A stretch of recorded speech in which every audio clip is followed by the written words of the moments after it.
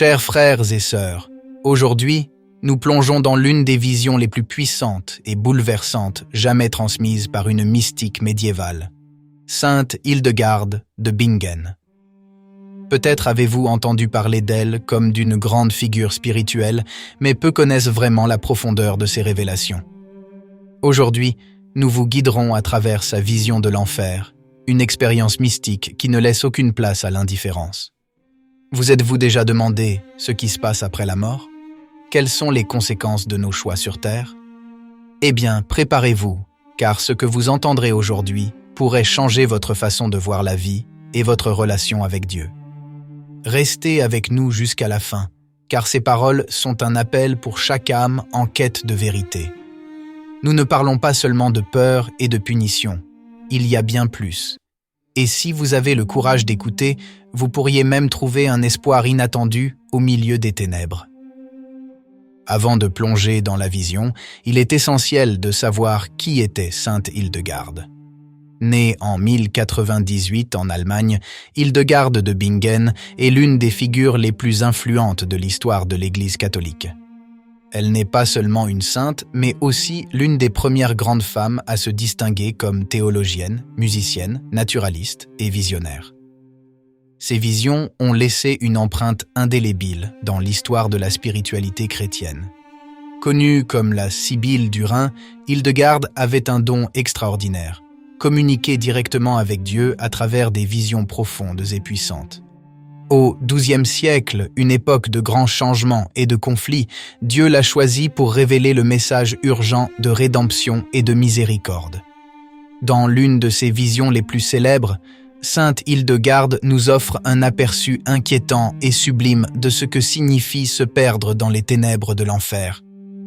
Mais ce n'est pas seulement un récit pour inspirer la peur, c'est un appel à la conversion, une invitation à réfléchir sur notre destin éternel. Écoutons maintenant les paroles extraordinaires de Sainte Hildegarde. À ce moment-là, j'ai vu l'homme, et il m'a semblé qu'il se déplaçait avec les 4 régions de la terre. Et voici que près de sa cuisse gauche est apparue une licorne. Alors qu'elle léchait ses genoux, elle dit « Ce qui a été fait sera détruit, et ce qui n'a pas été fait sera accompli. Les péchés de l'homme seront examinés, et la bonté de ses œuvres justes sera perfectionnée, et il accédera à l'autre vie. » Je me demandais si des images de vices que j'avais vues auparavant, ou quelque chose de similaire, se manifestaient, mais rien de ce genre ne m'a été montré. Puis, j'ai entendu une voix du ciel qui me disait « Dieu Tout-Puissant, dont le pouvoir s'étend sur toutes les créatures, montrera sa puissance à la fin du monde, lorsqu'il transformera le monde en quelque chose de merveilleux. En fait, l'homme que tu vois tourner avec les 4 régions du monde représente Dieu qui, à la fin du monde, montrant sa puissance avec les vertus célestes, frappera les confins de la terre. Ainsi chaque âme pourra se préparer au jugement. Alors même l'homme béni, purifié dans les éléments, sera absorbé dans le cercle doré de la roue, brûlera dans la chair et l'esprit, et chaque secret caché sera manifesté. Ainsi les hommes seront proches de Dieu, et il leur donnera une joie parfaite. Les hommes ne seront plus affligés par la douleur qui naît du goût du péché, du désir de possession et de la peur de perdre ce qu'ils possèdent. Et ils ne seront plus troublés par toute autre possession temporelle, mais seront à l'abri de tout mal. Ce sont ces choses qui ont disparu en premier, car elles étaient dans le monde temporel et dans les tourments du temps. Quiconque désire la vie, dans son désir, doit prêter attention à ces paroles et les cacher dans l'endroit le plus secret de son cœur. J'ai vu des ténèbres avec divers tourments, répandus comme s'ils étaient un brouillard sans limite. Dans celle-ci, cependant, je n'ai pas vu de tourments de feu, de ver ou d'autres souffrances atroces. Il y avait seulement quelques âmes qui étaient privées du signe du baptême, sans le poids d'autres péchés, mais avec la condamnation d'Adam. Parmi elles, dans les mêmes ténèbres, certaines étaient enveloppées d'une certaine fumée, d'autres non. Ces âmes ne souffraient pas de tourments graves, mais supportaient les ténèbres de l'infidélité, parce que pendant la vie terrestre, elles avaient été privées du baptême et n'avaient pas d'autres péchés à expier. La fumée appartenait à celles qui étaient affligées par des péchés légers ou lourds, mais n'avaient pas le signe de la foi chrétienne. Elles n'étaient pas enveloppées dans la fumée de ces ténèbres, mais étaient enveloppées dans les ténèbres de l'incrédulité. J'en voyais d'autres, des ténèbres, proches de celles d'avant, très sombres, horribles et infinies. Elles brûlaient toutes dans leur obscurité, mais il n'y avait aucune trace de flamme. Et c'était la géhenne, qui contient toutes sortes de tourments, de misère, de puanteur et de douleur. Mais je ne pouvais rien voir de ce qui était à l'intérieur des ténèbres, car je les voyais de l'extérieur et non de l'intérieur.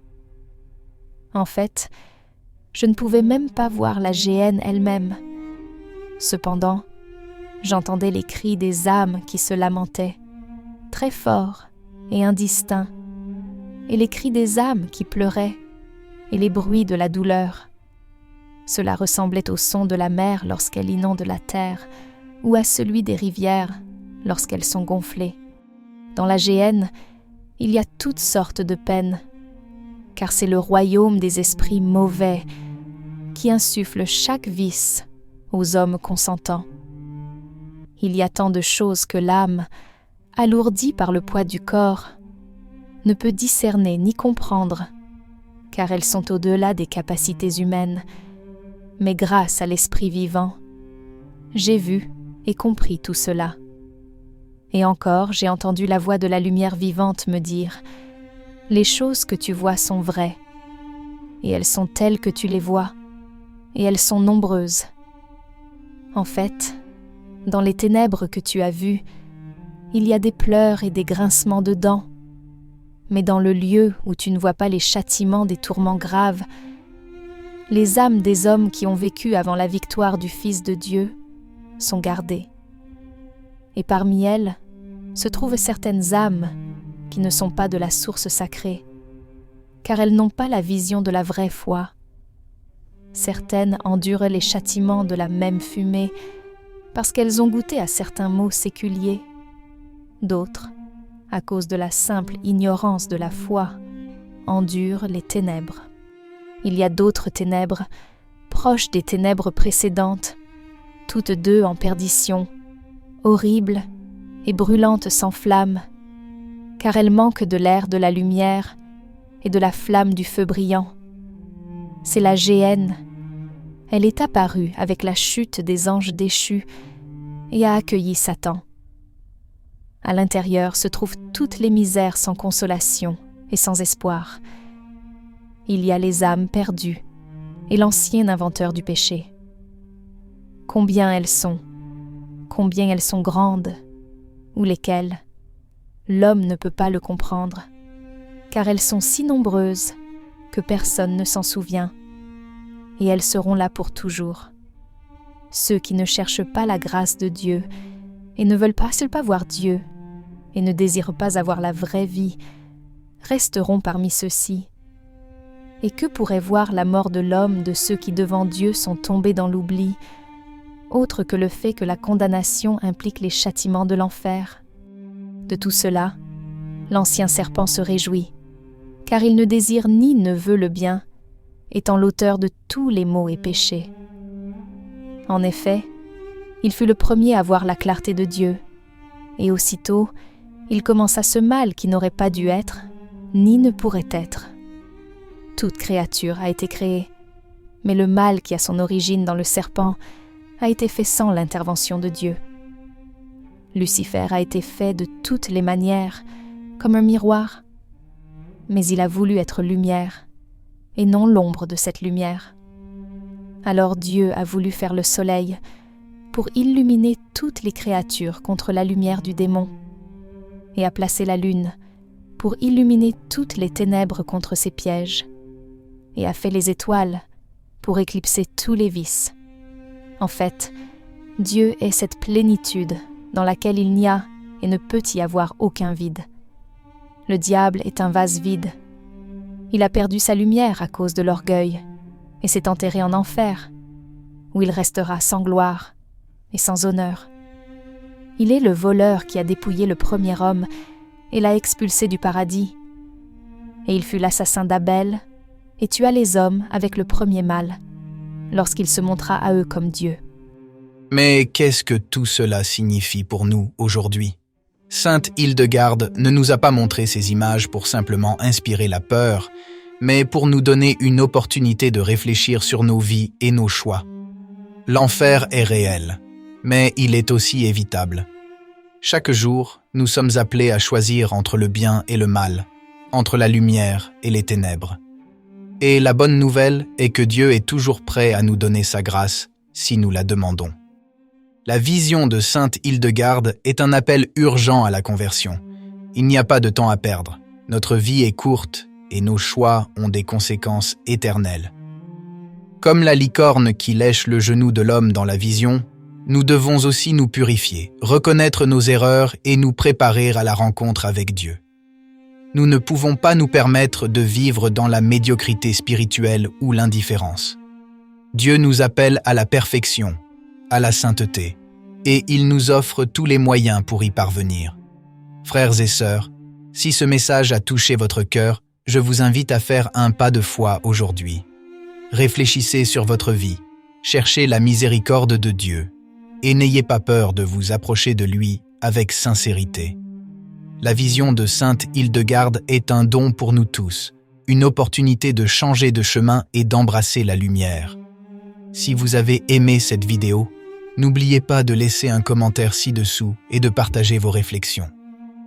Abonnez-vous à notre chaîne pour ne pas manquer d'autres vidéos qui approfondissent les vérités de la foi et les témoignages des saints.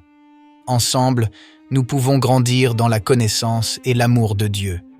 Que le Seigneur vous bénisse et vous guide toujours vers sa lumière. Merci de nous avoir suivis et souvenez-vous, la route vers le ciel commence par un petit pas de foi. Faisons-le ensemble.